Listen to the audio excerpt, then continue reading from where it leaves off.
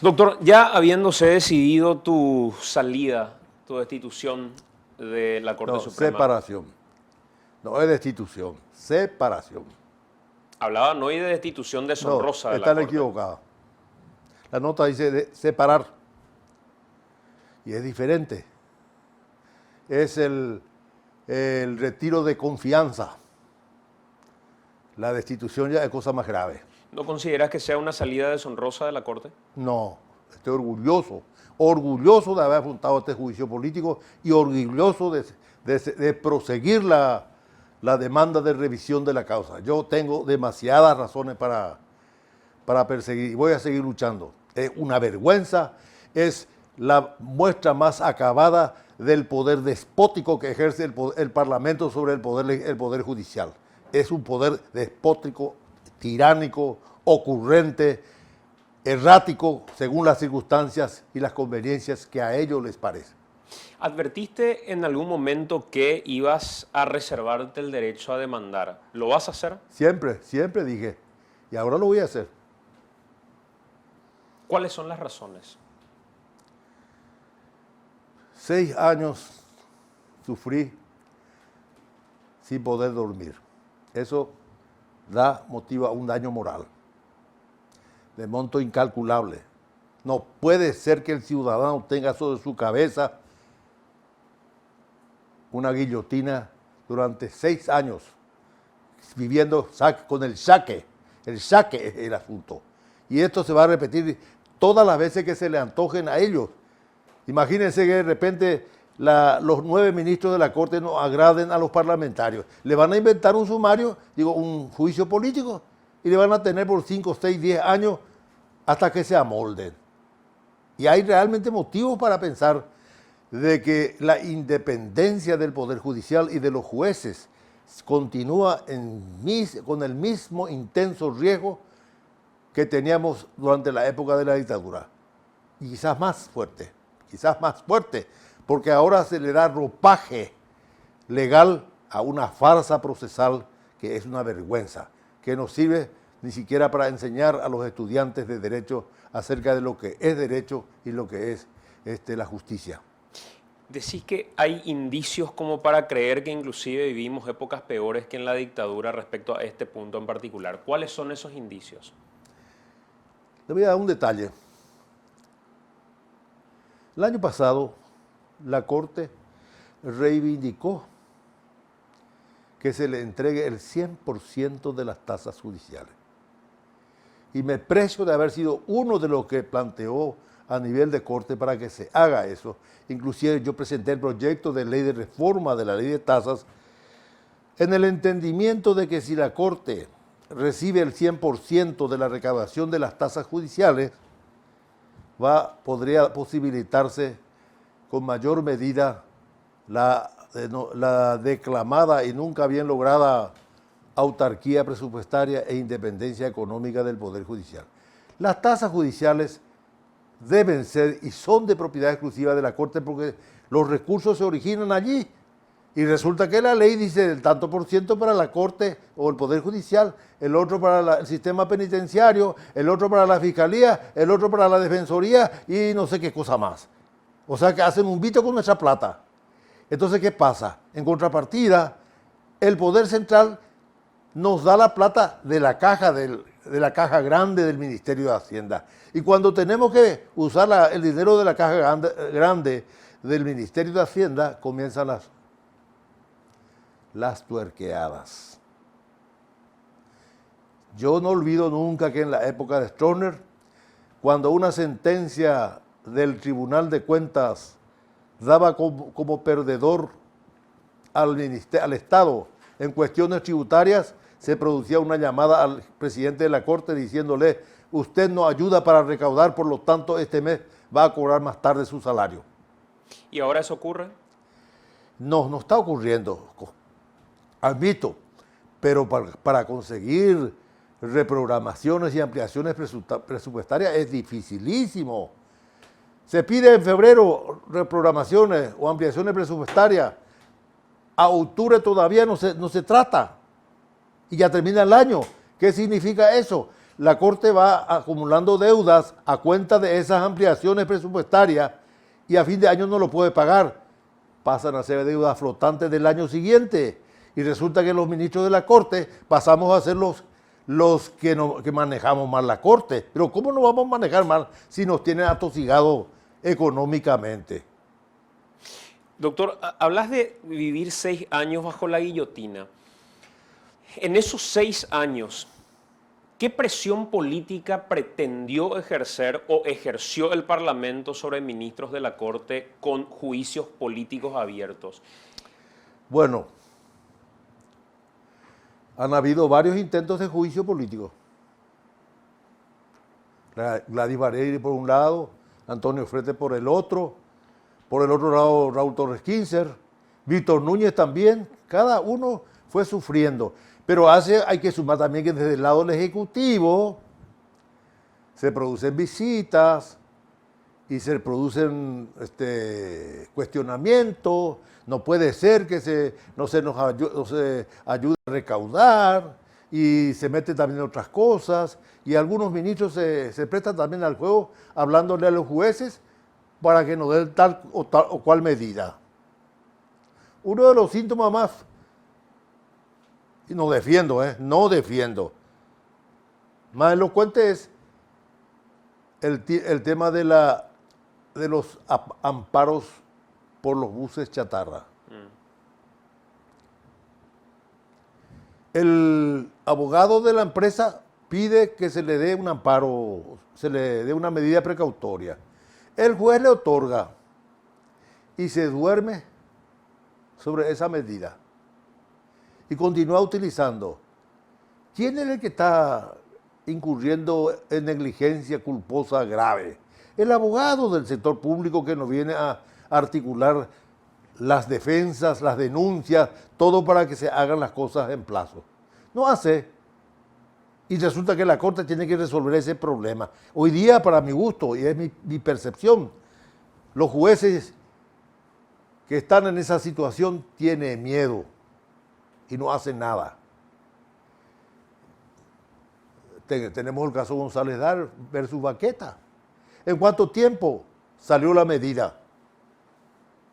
O sea, la respuesta a una medida urgente en casi un año. Y las urgencias se resuelven en 3 días, señor. ¿Y por qué se demoró tanto? Tenían miedo todos los que recibían el expediente. Por fin se encontró el tribunal a la medida y dijo, no, fulano tiene razón y el otro salió perdiendo. Doctor, insisto con ese tras bambalinas que a veces no se conoce, porque hablaba con algunos juristas y me decían a lo largo de todo este tiempo, no se puede vivir despertando todos los días con la incertidumbre de qué resolverá el Parlamento con relación a un juicio que se tiene abierto. Entonces pregunto, ¿qué pasa en esos 6 años? En un país que está acostumbrado al tráfico de influencias, en un país que está acostumbrado a levantar el teléfono y pedir favores, pero con el agregado que esos favores están atados a la guillotina, como bien mencionabas.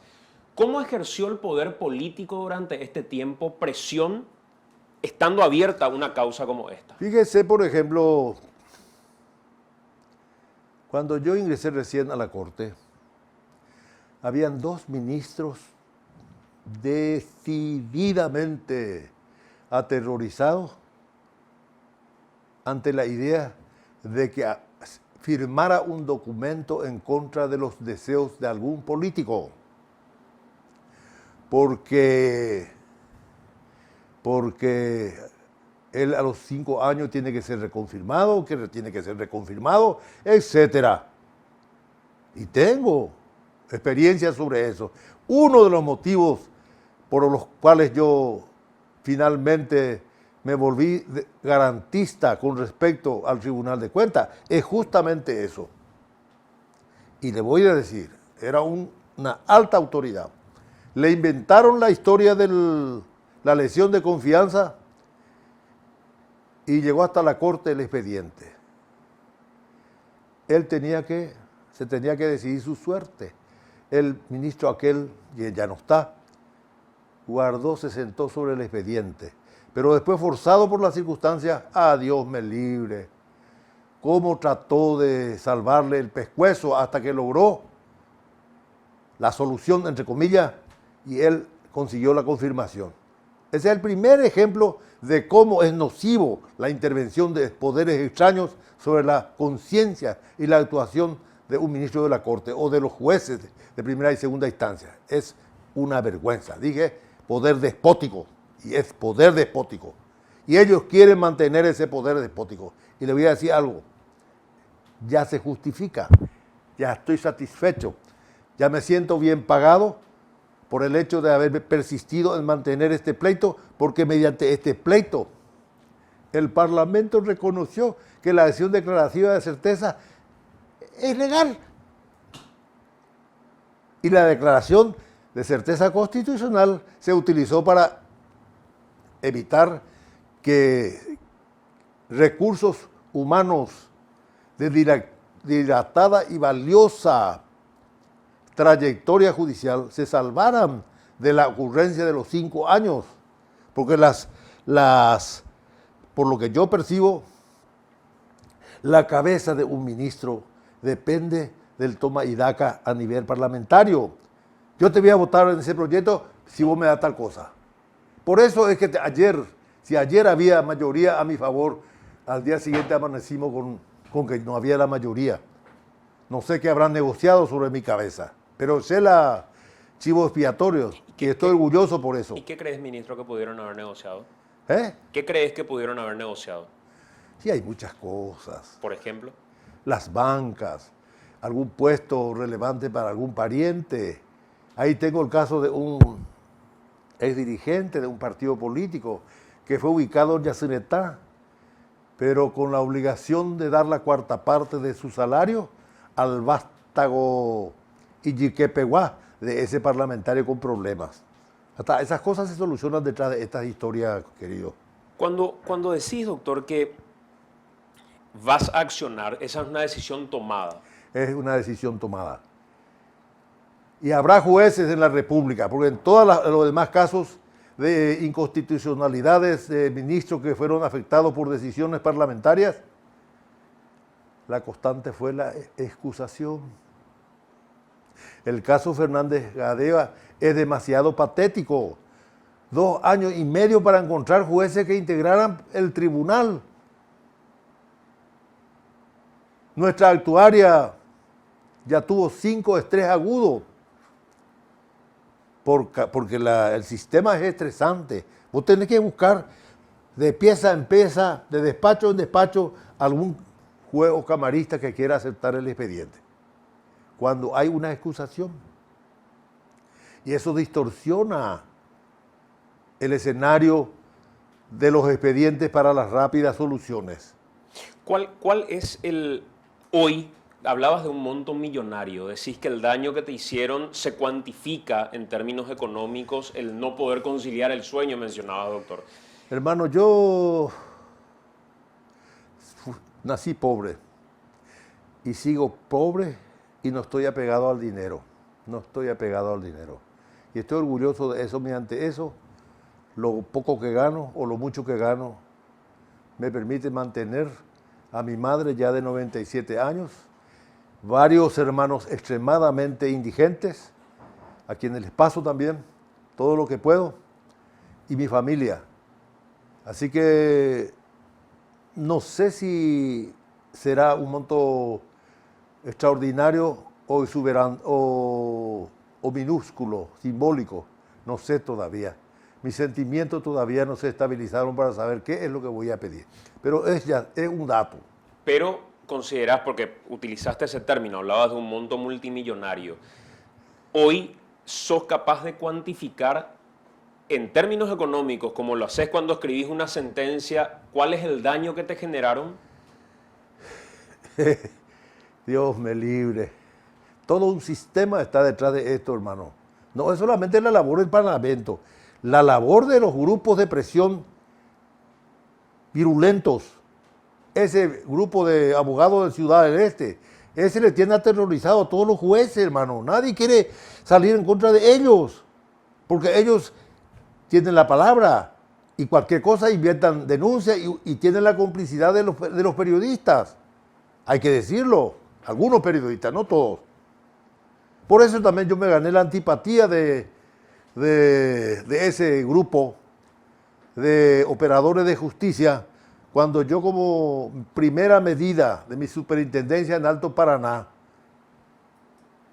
le pedí a la Corte y me autorizó a que el juez de garantía que da la orden de allanamiento para intervenir los cargamentos, el juez de garantía que da la orden de allanamiento de un cargamento en el aeropuerto o en cualquier lado, mi estimado amigo, tiene que estar él personalmente en el diligenciamiento y no darle como cheque en blanco al denunciante, que es el fiscal, en connivencia con los grupos fascinerosos. Porque ahí se repartía plata. Entonces la corrupción estaba en ese mundo. Y cuando se implantó ese sistema, desaparecieron de los medios de prensa las denuncias o las actuaciones de cargamentos de mercadería. De ahí por ahí vengo, vea. Doctor, a mí honestamente me parece paradójico que precisamente un exministro, a esta altura un exministro de Corte, reclame los problemas de dilación, los problemas de mora judicial, cuando el sistema judicial paraguayo, mientras hoy tenemos a un exministro que se queja de 6 años de un proceso, tiene al 77% de los presos sin condena y con gente que se somete a un proceso judicial sin saber cuándo va a terminar. Hablaba de un poder despótico del Parlamento. ¿Y el poder judicial? Bueno, vamos a hablar de eso. Acuérdense que es el sistema penal funciona en un sistema judicial. No es solamente el poder judicial. Está la policía, están los fiscales, están los defensores públicos o privados.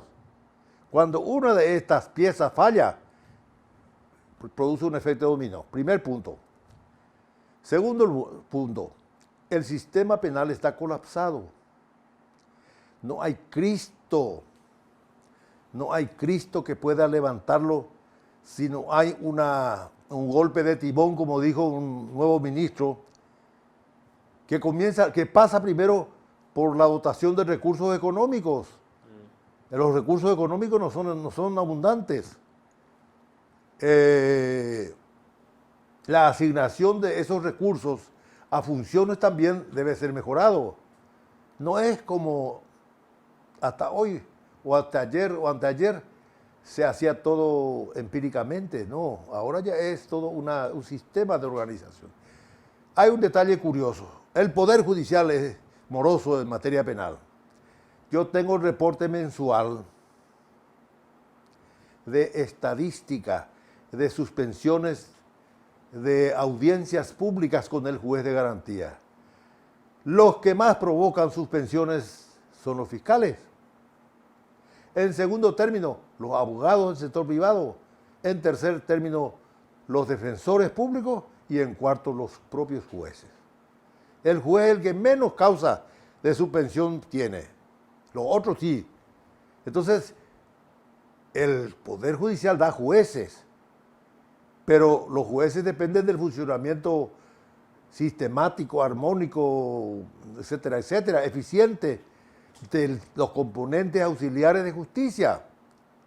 Pero convengamos que también los jueces tienen los remedios procesales como para evitar esas prolongadas dilaciones. Y hemos tomado medidas sobre eso, hemos tomado medidas. Cuando detectamos, gracias a esa estadística, por ejemplo, San Lorenzo está muy bien ahora. O sea, por lo menos en términos comparados con hace 10 años atrás, San Lorenzo camina un poco más rápido ahora. Porque yo también inventé varios mecanismos de coacción, digamos, vamos a llamarle coacción, o de compulsoriedad que los jueces deben aplicar respecto de los auxiliares de justicia. El otro tema que olvidé mencionar es que el mismo sistema carcelario muchas veces es el obstáculo más grande para que los presos o procesados sean rápidamente oídos en juicio. Hasta 3 años atrás, con hermano, 2 vehículos más tenía la penitenciaría. solo 2 vehículos tenían. Y resulta que las cárceles están colapsadas. En Tacumbú hay un lío, medio cargamento se manda a Pedro Juan, otro cargamento a Ciudad del Este. Y cuando tiene que declarar, él tiene que venir allá o alguien tiene que ir allá. ¿Y el expediente dónde está? Está acá. O está allá, depende. Eso nadie sabe. En todas las oportunidades en que yo hice visita carcelaria, siempre actué sobre los jueces, los fiscales y los defensores para exigirles. Pero también, hermano, tiene que venir de Salto del Guairá a Coronel Oviedo. ¿Tiene viático? Pregunte. No quiero saltarme No, y estamos bien. Pero usted me está diciendo algo, usted ahora se queja. No, yo tengo mucha historia escrita ahí. Resulta que a mí, doctor, me parece, y le voy a ser muy honesto, a mí me parece tragicómico que un ministro de corte... Eso, ahí está, yo le voy a decir. Déjenme que yo ya le respondo.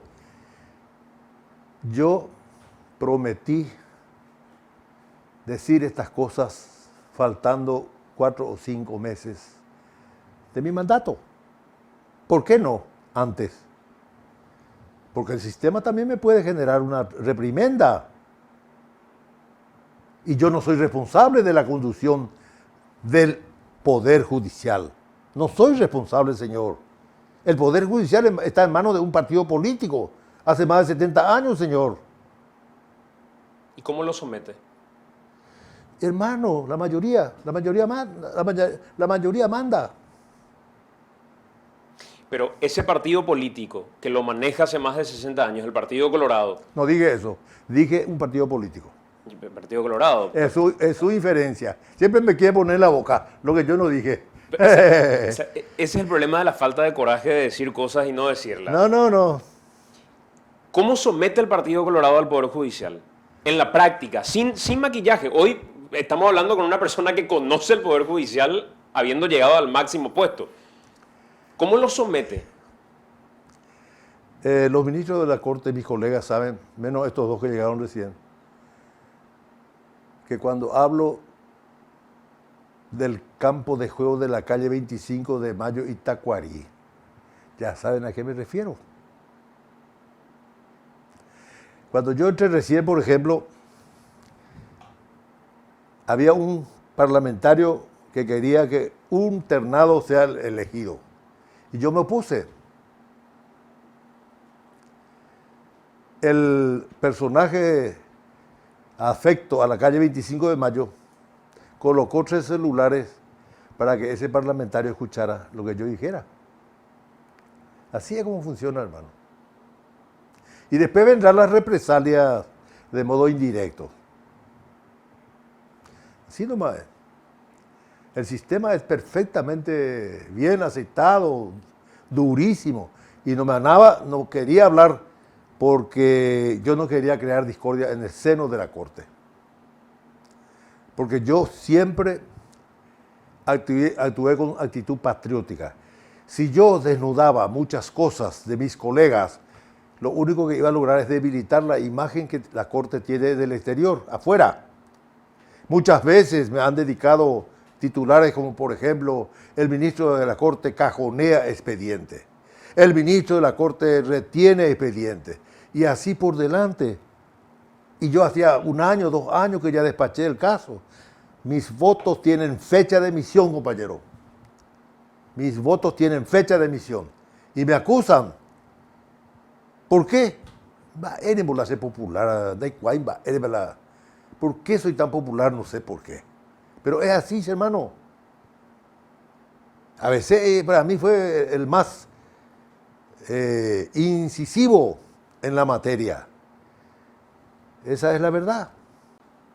Insisto, doctor, que me quedo con esa palabra, me quedo con la palabra de tragicómico, porque hoy escuchando a un ex ministro de Corte, que habla de dilaciones, que habla de mora judicial y que habla de excusación como un cáncer dentro del sistema judicial, me viene en mente la causa Curuguatí. Esa fue una causa en la que a ustedes como ministros de Corte les faltó coraje como para poder decidir y tuvieron que integrar camaristas la Corte como para resolver algo que tuvo incidencia nacional, que quemaba las manos como hierro caliente y que, esta es una opinión particular, creo que los ministros de corte, incluido usted, no tuvieron el coraje de resolver. No, yo tenía causal legítima de acusación. O sea, 6 años de juicio político. ¿Cómo en un asunto de relevancia política yo voy a votar con tranquilidad? Ahí está otra limitación de nuestra libertad e independencia, señor. O que oye, pago no me estás, amigo. Ahora yo siento aire fresco, porque el gobierno actual, por lo menos del lado del Ejecutivo, dice que no se va a inmiscuir en las cuestiones de los otros poderes del Estado. Maravilla es eso. Ojalá siga así. Podamos trabajar y que cada cual asuma las consecuencias de los actos irregulares que comete.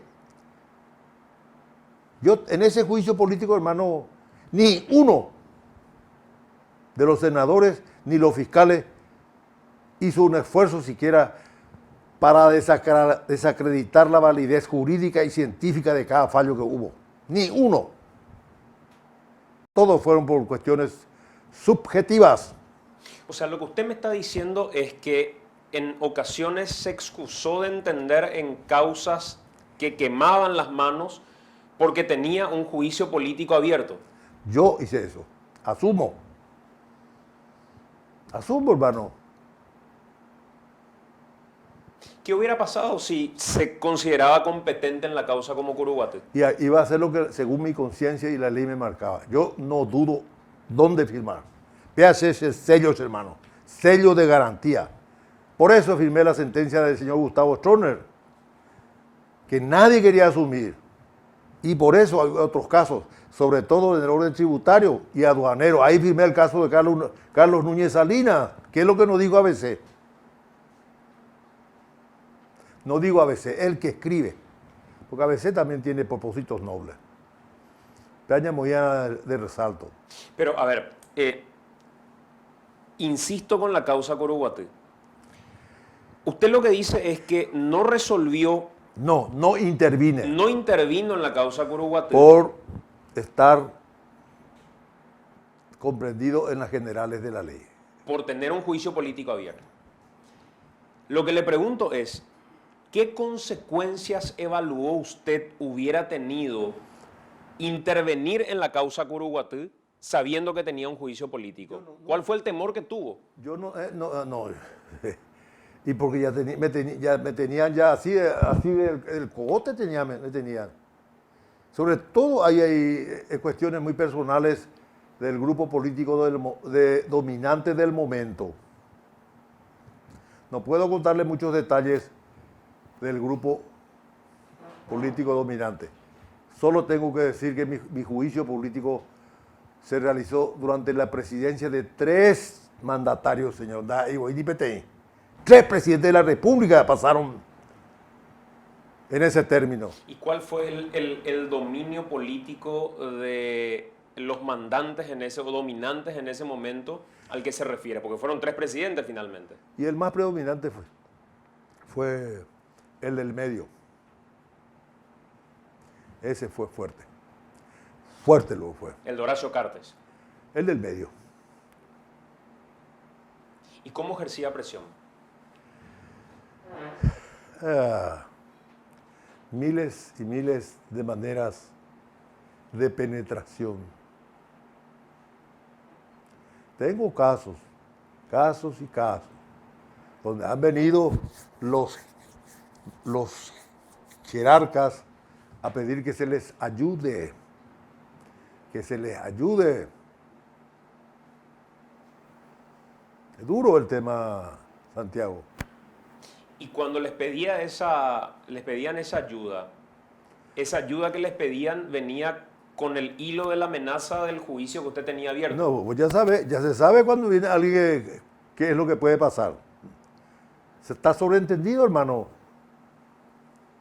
Porque también hacen esfuerzo por dominar el Consejo de la Magistratura y el jurado, ¿o no? ¿Usted sentía como ministro de Corte ese sometimiento que ejercía el jurado de enjuiciamiento de magistrados a cargo de González Daer? Que después se reveló en los audios. No sé si puedo decir hasta ese punto. Lo que yo tengo es numerosísimas quejas de jueces señalando que vinieron abogados invocando al Señor para que resuelva de tal manera tal cosa. Eso yo sabía. Y yo puse de manifiesto en las plenarias de la Corte. No sé si estarán constando en actas, pero lo dije. Estoy hablando con absoluta sinceridad. Hay muchas cosas que yo hice constar ante el Pleno. Hay muchas cosas. Pero este juicio político me colmó la paciencia, hermano. Me colmó la paciencia, sinceramente. Y voy a ser uno de los primeros y últimos en trabajar para hacer un proyecto de ley, porque ellos no tienen competencia para hacer ese juicio político. Dice, la Katia González salió y dijo que el artículo tal le da al Congreso la competencia para dictar su reglamento interno. Yo no soy de la vida interna del Parlamento, Santi. Yo soy un extraño allí. Yo no estoy sometido a la potestad de ellos, salvo en la parte de designación y estudio de su desempeño funcional.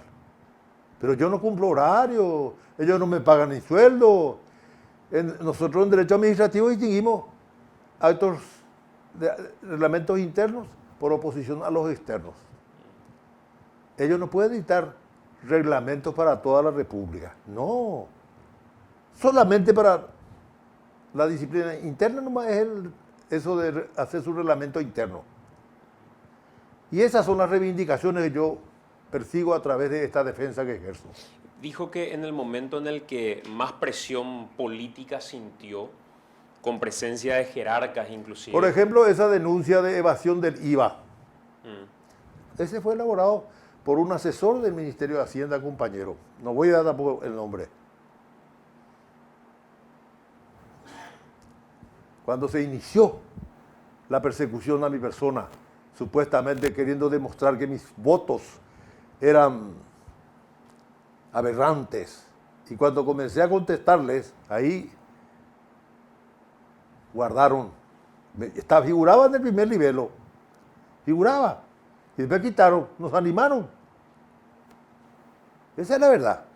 Dijo que le da la sensación, y ojalá sea así, mencionaba que se dé ese aire fresco de no inmiscuirse Es verdad. en cuestiones del Poder Judicial con este gobierno. ¿Cómo se sintió durante el gobierno de Fernando Lugo? Él no tuvo tiempo de ocuparse del Poder Judicial. No tuvo tiempo, salvo algunos operadores de poca monta cuando los invasores de propiedades querían recuperar su libertad. Nosotros hicimos muchas cosas que nadie sabe. Era tanta la proliferación de invasiones en el departamento de San Pedro que la Corte, en silencio, ordenó la intervención judicial y al mismo tiempo consiguió que la Defensoría instalara en los lugares más próximos una casilla con defensores para atender a los detenidos y al juez para que atienda las 24 horas durante cierto tiempo. Mediante eso disminuyeron enormemente esas. Además les nombramos a una persona muy versada en cuestiones sociales que se fue para entrevistar a todos estos para hablarles de sus problemas y cuál es el camino correcto que deben emplear y no la violencia. O sea, durante el gobierno de Lugo no fue suya la injerencia, sino que de operadores de poca monta que lo que buscaban era dejar libre a aquellos que invadían propiedades. Así mismo. Sí, señor. ¿Y durante el gobierno de Cartes, doctor? Ahí yo no tuve casi nada de ese tipo de problemas. Problemas más bien de orden tributario, problemas de tierras públicas.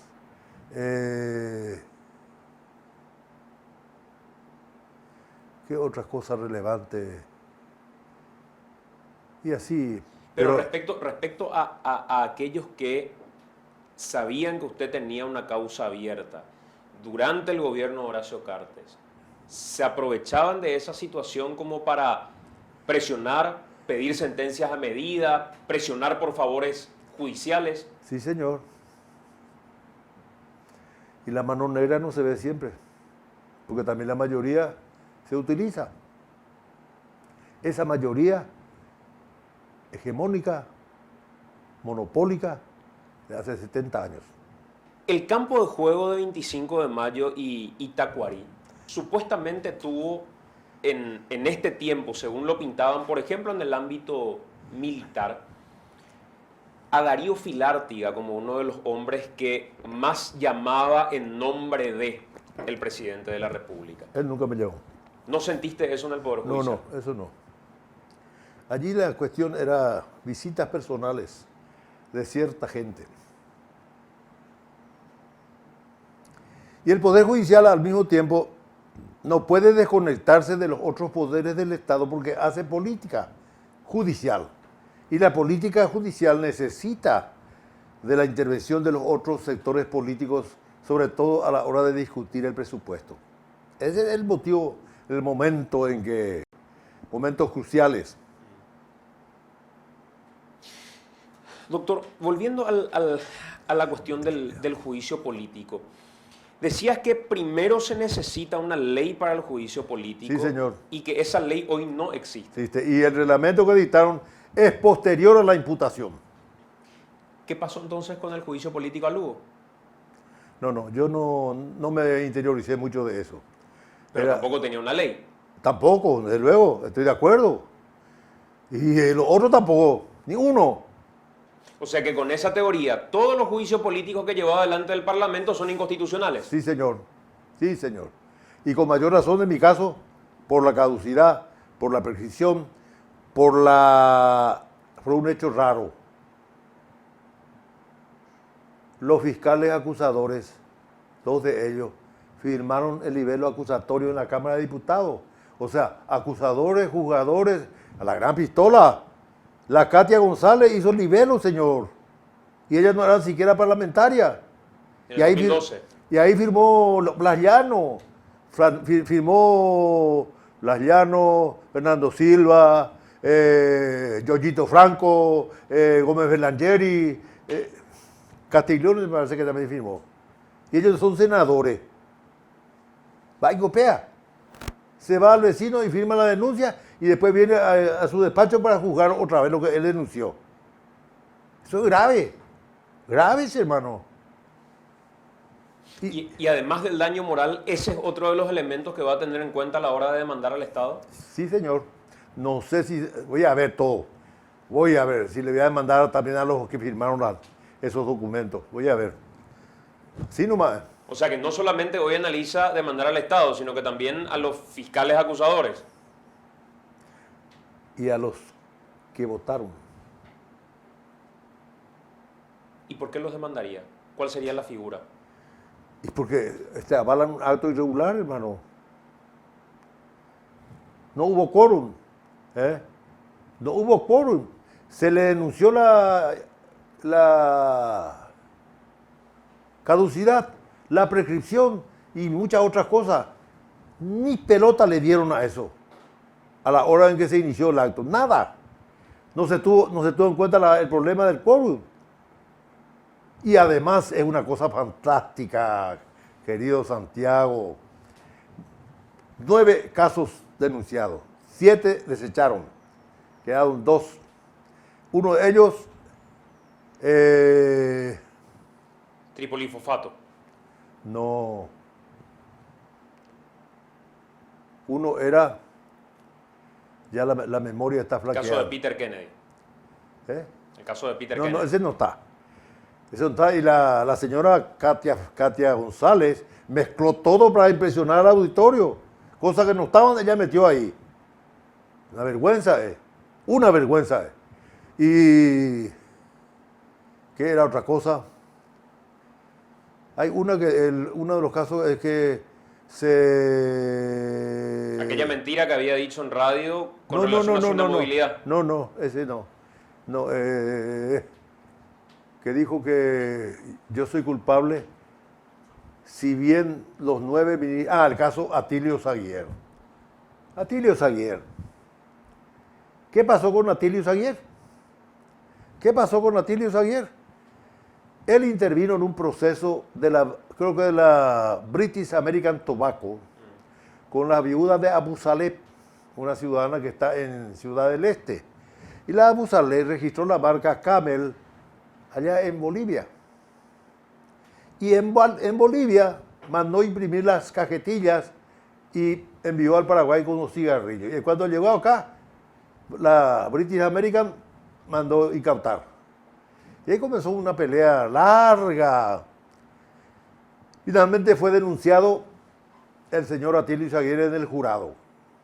El jurado culmina con una sentencia rara.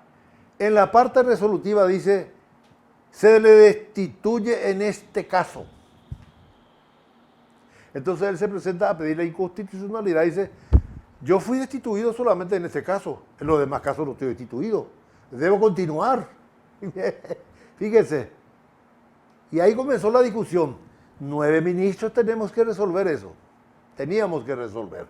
Tengo que acostumbrarme ya al otro papel. Y ese expediente tuvo recorrida por todos lados, yo no sé. No me hago responsable de lo que ocurre ahí en los entreveros, porque yo no sé de la existencia de ese expediente. Cuando me envían, yo en 30 días, según la ley, en 30 días despaché. Por lo tanto, cumplí con el plazo legal. ¿Y qué dicen los del Senado? Igual se le sanciona porque él es responsable, porque está en el grupo. Y en la Constitución se dice el delito en que incurre una persona no alcanza a los parientes, lo que descarta la hipótesis de que el delito colectivo tiene que ser sancionado objetivamente y el delito individual subjetivamente.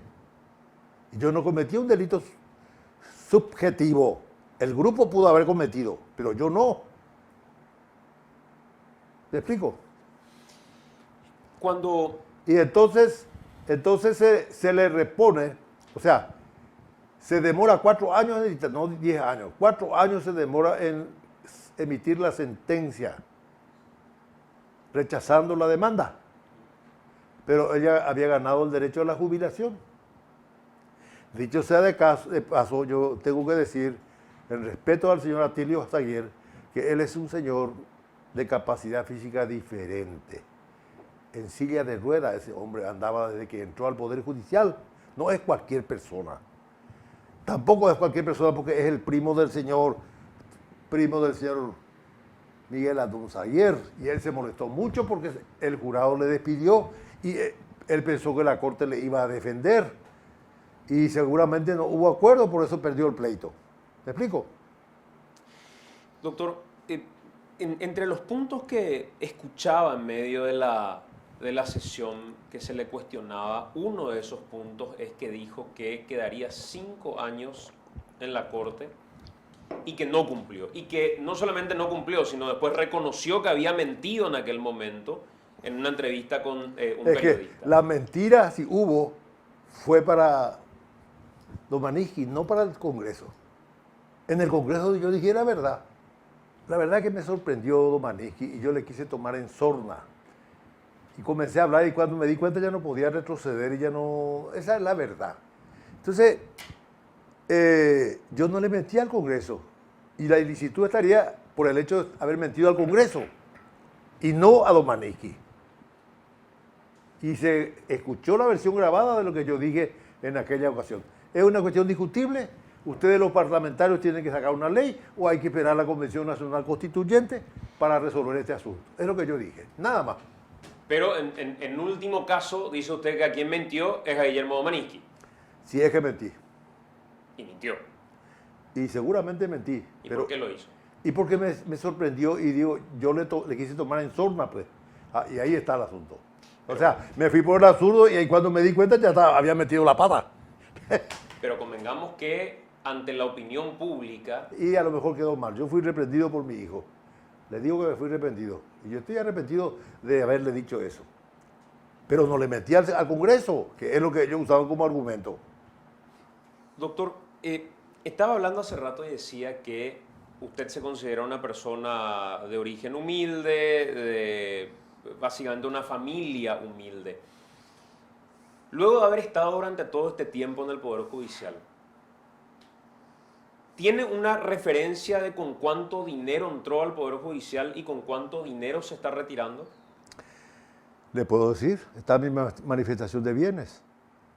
Yo entré con 27 propiedades, 5 vehículos, caja de ahorro en dólares, cuenta corriente con 17.000 millones de guaraníes, 3 empresas exportadoras, ganado, etcétera.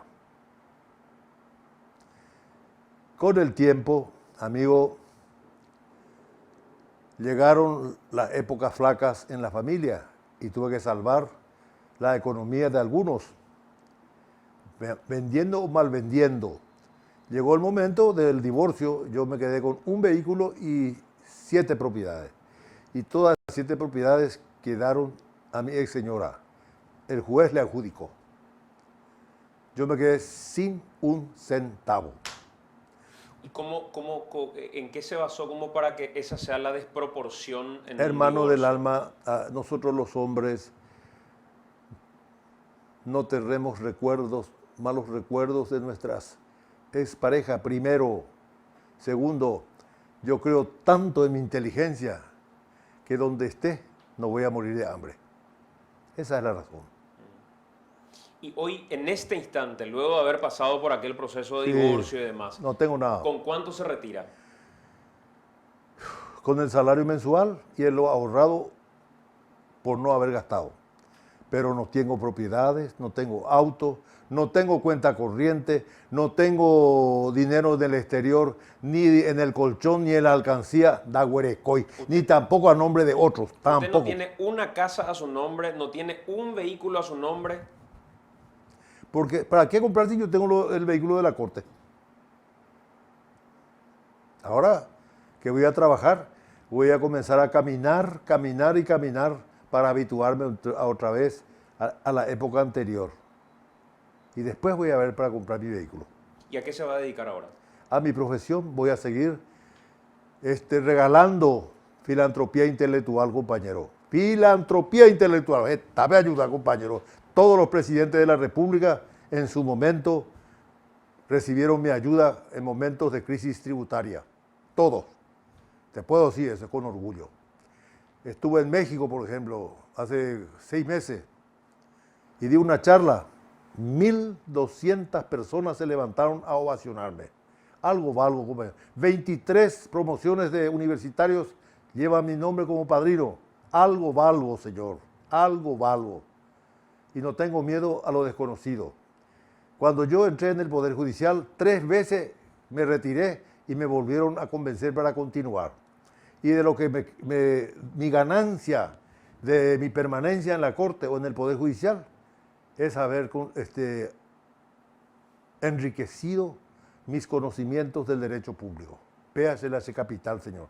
Mi capital es el conocimiento del derecho público. Modestamente ofrezco a quien quiera. Doctor, en un momento, cuando se hizo referencia al mal desempeño y al prevaricato en particular, en una de esas ocasiones en las que lo denunciaron por prevaricato, se mencionó el tema de la introducción y comercialización de productos domisanitarios. Sí. Entre ellos, una especie de competencia desleal, inclusive para con las industrias paraguayas que se adecuaron a la normativa que establecía la prohibición de utilización de productos con tripolifosfato, y en contrapartida, industrias multinacionales que ingresaban al país Con el producto. con ese producto gracias a una decisión de la Corte Suprema de Justicia, y en esa decisión también decisión de... Ahora, yo le voy a responder Silvio Infoblar. por gentileza. Porque el Senado dice que no hubo ilícito ahí. ¿Para qué le voy a responder? Si ya dijo que está bien. A mí me separaron por el tema de Atilio Zaguier y por el tema de, ¿qué era el otro? Rufato. Y Rufato fue beneficiado con una sentencia de un recurso extraordinario de revisión. El recurso extraordinario de revisión puede dejar sin efecto la condena, total o parcialmente. Se hizo parcialmente. Y hay miles de sentencias que así lo dicen, no solamente de esta corte donde yo estoy, sino de todos los demás anteriores. Entonces hay algo sano ahí. ¿Por qué se tiene que decir que el voto de fulana vale más que el voto de los otros dos? Hay que ver si también tiene razón ella. ¿Por qué eso se sacraliza y los nuestros no vale? Primer punto. Refiriéndose al voto de Pucheta. Y sí, así dijeron. Yo no me acuerdo ya de eso, porque tantas sentencias firmo todos los días que hasta los huesos de los dedos me crecen todo ahora. Miles de resoluciones por día firmamos nosotros. Bueno, por otro lado, el mal, ahí está yo, ¿cómo se llama? El mal estaría dado porque aparecieron las algas. En el lago Pacaraí. Sí. Y las algas tienen ya historia madura de años. Yo recuerdo que cuando ejercía la profesión, en 1978, vino un brasilero y quería conocer el lago azul de Ipacaraí y le llevé. Y nos acercamos a la orilla, puso el agua en su mano, olió y me dice, esta agua no presta, no sirve. En realidad, doctor, el mal está dado cuando hay una normativa que prohíbe el ingreso de tripolifosfato a nuestro país. No discuto yo, que puede ser, pero el mal no es solamente el tripolifosfato, hermano. ¿Acaso que usted no recuerda que ahí al lado del peaje que hoy existe, en Ipacaraí, había un chiquero enorme? Y eso, cuando se inunda, va todo al lago. No, categórico, eso es indiscutible, doctor. Pero esta causa en particular es una causa en la que de lo que se le acusa es, independientemente de la decisión usted que me haya estira tomado. me estira la lengua y le voy a decir. Sí.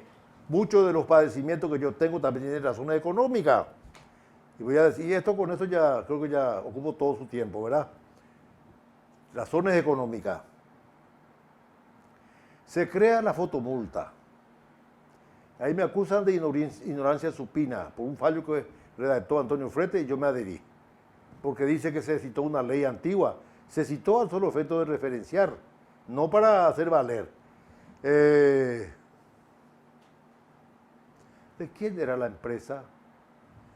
Del hermano de Tito Saguier. ¿Quién era el abogado que ejecutaba las multas? El hijo de Tito Saguier. ¿Durante qué gobierno se dictó la ley?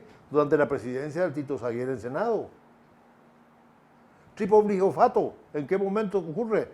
Cuando el señor Oviedo Mato fue presidente del Senado y los que pidieron fueron operadores del oviedismo, financiadores del oviedismo, en grandes porciones, como fuera Armando Nutreló, defendiendo sus propios intereses. ¿Y qué era el otro caso? Tripolifosfato, pam. Hay más. Prohibición de importación de vehículos. Vehículos chatarra. Porque dice que producen polución. Puede ser. Pero yo también voy al extranjero y veo diarios publicando convocatorias de Toyota, Nissan y Volkswagen para que se sirvan comparecer a las agencias para devolver las unidades nuevas que compraron por fallas mecánicas. Entonces, no se puede decir que el hecho de ser viejo ya sea sello de amortización del vehículo. El nuevo también está amortizado si está mal fabricado. Por eso es que yo dije en el último voto que hice, después ya me separé, dije, la cuestión no pasa por ahí. Si se quiere limitar, yo estoy de acuerdo que hay saturación de vehículos en la plaza. Y si se quiere limitar, hay que utilizar la vía arancelaria aduanera. ¿Por qué no usan? Razones políticas que no sé cuál será. Doctor, hace rato me dijo que cuando quemaba la situación de la reelección, apareció una especie de bombapú distractor Y que esas cosas pasaban muy seguido, cuando la Sí. vista estaba puesta en el Ejecutivo o la vista estaba Sí. puesta en el Legislativo. Sí, distracciones. ¿Cómo se daban esas distracciones? ¿Cuál, Pico? Esas a las que usted refiere como distractores, Y básicamente. ya le dije eso. Ahora, cada vez que había un lío del que el Parlamento era acosado, se reactivaba algún juicio político. O se creaba un juicio político. En Mañamina, el horizonte completo es hermano. Esas son técnicas que se emplean. Y eso también sucedía con aquello del EPP y sus apariciones supuestas. Y claro, de ahí tenés que apareció que los helicópteros volaban y se escuchaban disparos, pero ¿dónde está el resultado de eso? ¿Esos eran distractores en realidad, crees, doctor? Pido disculpas a los señores soldados que están ahí en el frente, pero yo estoy convencido personalmente de que así fue. Apareció un cartel manuscrito ahí, su hijo ya está muerto. Raro es. Otro de los puntos que yo creo que mucho daño le hizo la falta de resolución por parte de la Corte y que haya dormido el sueño de los justos, como se dice habitualmente, es la falta de decisión respecto a la enmienda constitucional. ¿Hay pico algún expediente? Llegaron expedientes donde básicamente se planteaba la enmienda constitucional como una vía. La Corte nunca se expidió al respecto. Eso es sala constitucional, pídale explicaciones a ellos. Y se quemó el Congreso y salió la gente a la calle. Pídale, sala constitucional, ese es el problema de ellos. Yo estoy en sala penal. Y dicho sea de paso, la sala penal está mal constituida. Y ese es un error constitucional que hay que corregir urgentemente. ¿Por qué? Se habla de sala penal, contencioso administrativa y de la niñez. Se nombra un ministro penalista, PEA, otro administrativista, PEA, de la niñez, PEA. ¿Por qué? Cada uno habla de idiomas distintos y no se puede hacer política penal o solamente política administrativa tributaria o solamente de la niñez. Porque nosotros al final distraemos nuestro valioso tiempo metiéndonos en cosas que nos corresponde. Y además tenemos que recibir los expedientes de la otra sala por inhibición, excusación, hereva. O iba a ir, hermano, ya cambiaban. ¿Y cómo debería estar compuesta la Corte? Y una sola sala penal, otra sala contenciosa administrativa y la de la niñez posiblemente colocar una de ellas porque esa es la que tiene menos volumen de expediente. Porque todos los pleitos sobre la niñez terminan en segunda instancia. Ese sí que termina en segunda instancia. Raro es cuando llega a nivel de corte. Por ejemplo, renuncia a la afiliación o desconocimiento a la afiliación. Esas son cuestiones que llegan, pero son esporádicos eso. Doctor, y que no resuelva la Sala Constitucional, le pregunto como un integrante de la Corte Suprema, que no resuelva la Sala Constitucional cuestiones que están estallando en la sociedad. Es una falta de timing de la Corte, es una falta de tacto por parte de la Corte el no resolver cuestiones que sabe tienen una incidencia en la sociedad de manera directa. Lo único que le voy a decir, no puedo responder a esa pregunta, pero le voy a responder de modo indirecto. Desde que yo estoy en el Tribunal de Cuentas y la Sala Penal, todas las cuestiones emblemáticas las resolví yo, voté yo urgentemente para sacarme de encima, para evitar que vengan a verme personeros, cada uno por su lado. Iré hasta el otro miembro y que él resuelva, ya es problema de él. Es su responsabilidad, no es mi responsabilidad. ¿Por qué dijo que Katia González no dio argumentos, sino que se basó en ataques básicamente? Sí, señor. No dio. No pudo rebatir. Y nos rebatió todos los argumentos de la defensa. No se ocupó, por ejemplo, de la caducidad. No se ocupó de la prescripción. No se ocupó muy superficialmente del quórum, usando la AIPO preclusión procesal. Eso en el ámbito civil, señor. Todos los argumentos de ella y de la Georgia son argumentos de de orden civil y este es un proceso sumarial más bien de tinte penal. No, estoy mirando antecedentes sobre lo que está diciendo precisamente. Este está queriendo transmitir a la Junta de Gobierno. No. Le quiero preguntar, pijama, le quiero preguntar lo que tenía anotado aquí, que tiene que ver precisamente con gente que trabajó dentro de su entorno. Ya que hablaba de Georgia Rúa, me venía cuestiones que tienen que ver con Ciudad del Este en particular. Ay, Dios me libre. Los maletines.